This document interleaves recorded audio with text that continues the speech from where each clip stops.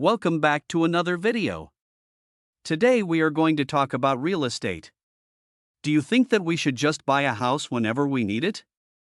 You always heard of that, but is that the best financial decision that you can make?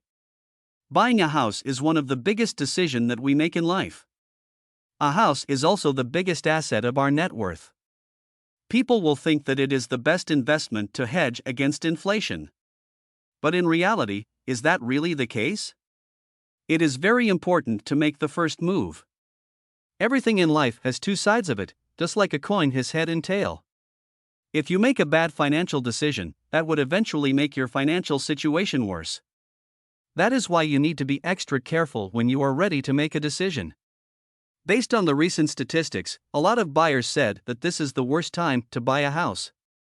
More than 75% of the buyers who bought a house recently regretted the decision of buying a house recently. Welcome back to my channel. Please remember to like, subscribe and turn on the notification button to help support my channel, so that you won't miss out the important updates to the recent market movements. Based on the recent survey, 66% of the people are purchasing a house for their primary residence. The home prices are at record high and the interest rates are increasing. Even the sellers are reducing the prices. You still shouldn't purchase a house in 2022. I am going to tell you these 4 points and explain to you why this might not be the best time to buy a house. Before buying a house, please make sure that you watch this video from start to finish so that you won't make a bad financial decision.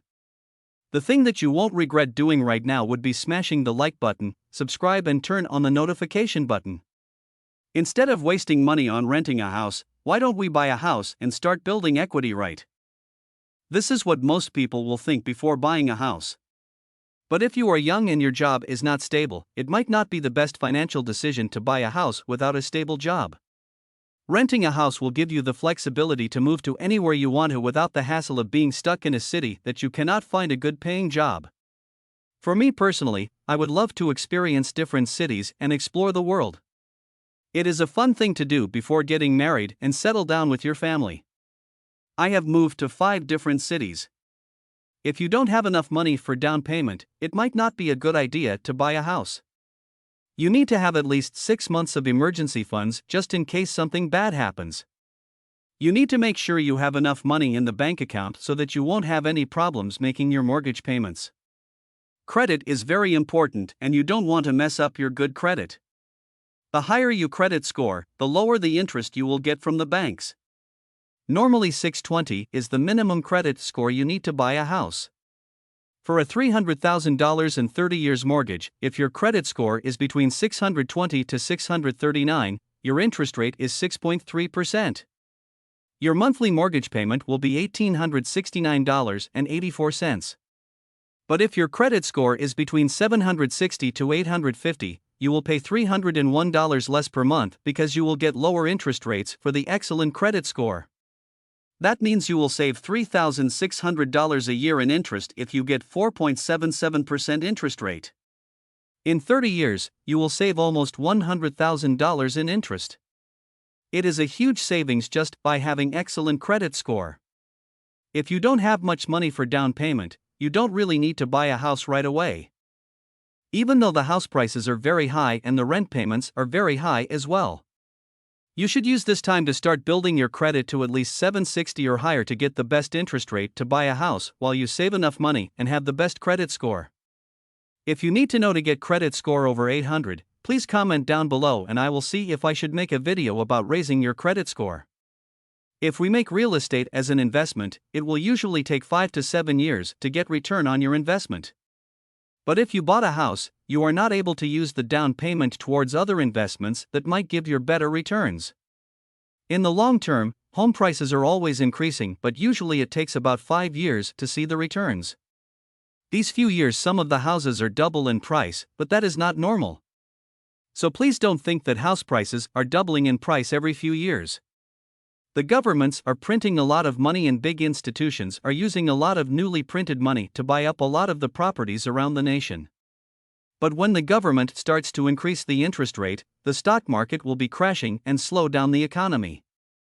The big institutions will have no choice but to sell off their real estate portfolios, and we will big a crash in the real estate market very soon. Crypto, stocks and bonds are different investments than real estate. It will take a lot longer to sell a property than selling crypto, stocks and bonds. That is why you see crypto, stocks and bonds are crashing so much lately, but real estate prices are still doing okay so far.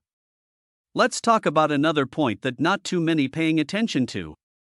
There are a lot of expenses while owning a house. You need to think twice before buying a house. Do you understand the amount of money that you invest into the property might not give you the best returns comparing to other investments out there? If you bought a house that you cannot afford to make the payments, that would be a financial disaster for you and your family. This is not only stressful but also very risky to lose the house when you cannot make the payments. The bank will foreclose on your house and you will everything you had invested into the house. That is why it is extremely important to do calculations and see how much home you could afford to buy and understand how much money you have for down payment and emergency funds just in case. You need to make a budget so that you only take a look at the properties that you can afford to buy. You are not wasting your time looking at some properties that are out of your budget. When you start looking at properties within your budget, you will start seeing some properties that are just a little over your budget and it is so much nicer. Then you start convincing yourself that it will actually be a few hundred extra and you can afford it. But in reality, it is actually over your budget and it is very risky that you could end up losing everything when you stop paying your mortgage. Now let's talk about how much it will actually cost to own a house. The most obvious monthly payment will be your monthly mortgage. You can get a mortgage calculator by Google search mortgage calculator. You will be able to see how much your principal and interest would be for the whole mortgage terms. Then you have property taxes to pay. If you don't pay your property taxes, you will end up losing your home and the county will auction your house to the highest bidder in the tax auction. So make sure that you pay your property taxes on time. The property taxes are going to increase every year and will not be lower as time goes by. Every state has their own property rates, so it is hard to say how much property taxes you have to pay. For example, New Jersey has the highest property taxes in the country. Their property tax rate is 2.38% and some states will only be 0.68%. It is a big difference. Now some houses have HOA fees and they could be about $200 to $300 per month. They will also keep increasing the fees as years go by. If your down payment is less than 20%, you have to an extra fee called mortgage insurance. This will be 0.5 to 1% extra every month. Then you have to pay insurance, which depends on where your house is located and if it is in a flood zone. If you are in a flood zone, it will be a lot more expensive to insure. If your house is in Florida, it will be more expensive to insure because of hurricane. Your insurance could be $200 a month in Florida, but if you are in other states it could be less than $100 per month. You have to make sure that you insure the property to be more than what it takes to rebuild it just in case of any incidents. I would also recommend buying umbrella policy so that you are covered just in case there is any big lawsuits against you. We can definitely make a video about insurance in the near future as this is very important and not too many people understand how it works.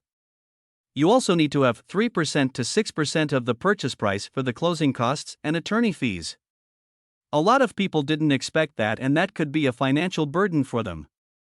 So now we need to talk about the repairs and maintenance of the property. This could be a big expense every month if you bought an older house. But if you buy a brand new house, then you should be okay for 5 to 10 years without any major renovation costs like replacing the roof, the air conditioning units, plumbing, or electrical. For older houses, you will have a lot of repairs and maintenance costs whenever they stop working. That is why you need to perform a very detailed home inspection before buying the house. On the inspection report you will see how old everything is and you have an idea if there is any major renovation you need to do soon. By the time you sign the contract and the property is under your name, you will have to pay for all the repairs and maintenance yourself. Normally, the roof needs to be replaced every 15 to 20 years. The air conditioning units need to be replaced every 10 years. All these are the expenses that you never thought of paying when you are just renting the house. These are the things that the real estate agents will not tell you when you buy a house, and if you didn't have the budget for any major repairs, that would be a financial disaster for you and your family. The monthly payment of $1,500 per month for mortgage could become $2,500 per month by the time you add up all the expenses. That is why you need to make a budget and have extra emergency funds for any unexpected repairs. In the survey, about 32% of the home buyers regretted to buy a house. They underestimated the amount of money they need to put into the house. A lot of people think that they can flip a property by buying a property at a lower price and fix it up and sell it for a higher price and make profit in the process. It is not as easy as it sounds. During the pandemic, everything has gone up in price, including building materials and labor. So it will cost a lot more money to renovate a house than before. Just remember to do some research before buying a house. If you are not living in the house for more than 5 years, you will not make any money when you are ready to sell the house. Please remember to have at least 6 to 12 months of emergency funds so that you and your family will not have to stress about money if there is anything goes wrong. If there is any major repairs, just remember to get at least 3 quotes from 3 companies so that you have an idea how much they really cost. This is just for your primary residence home. If you are thinking about buying an investment home, it will be very different. I will try to make a video about investment homes very soon. I hope you guys can benefit from the video today, and please don't forget to smash the like button, subscribe and turn on the notification button to support my channel. We'll see you guys on the next video. Thank you.